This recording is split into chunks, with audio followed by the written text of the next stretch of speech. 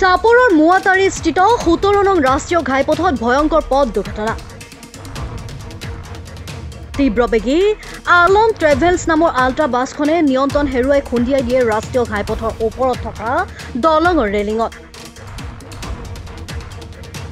ফলত বাছখনৰ সন্মুখ ভাগ বিস্তৰ ক্ষতিসাধন হয়।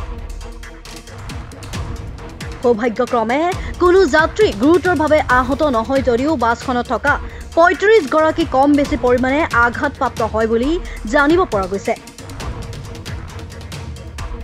বাছখন গুৱাহাটীৰ পৰা ধুবুৰী অভিমুখে আহি থকা অৱস্থাত দুৰ্ঘটনাত পতিত হয়।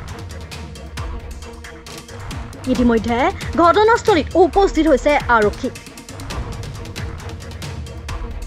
দুৰ্ঘটনাগ্ৰস্ত আল্ট্ৰা বাছখনৰ নম্বৰ হৈছে AS01SC 9799।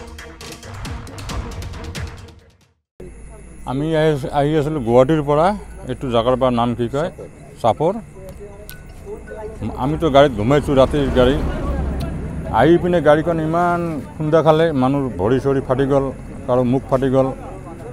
তাৰপিছত মানুহবিলাক চিঙৰি চিঙৰি নামি আছে। তাৰপিছত দেখা পালোঁ গাড়ীখন আধাখন আগফালখন নদীৰ ওপৰত আছে, আৰু এটা যে ৰেলিংটো যে আছে ৰেলিংটোত ফাঁচিছে, তাৰ কাৰণত গাড়ীখন দলঙৰ ৰেলিংখনৰ কাৰণত বাচি গ'লোঁ আমি। বাগৰি একদম নদীত পৰি গ'ল। আদাটো এতিয়াও নদীতে আছে। আমি এইখনতে আহি আছিলোঁ। যাত্ৰী ইমান 35 মান হ'ব।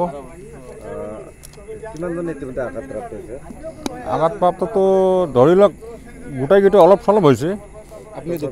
ময়ো পাইছোঁ, মোৰ এইটো ফাটি গৈছে, ইয়াত এইবিলাক লাগিছে। গুৰুতৰ হোৱা নাই, এনেকুৱা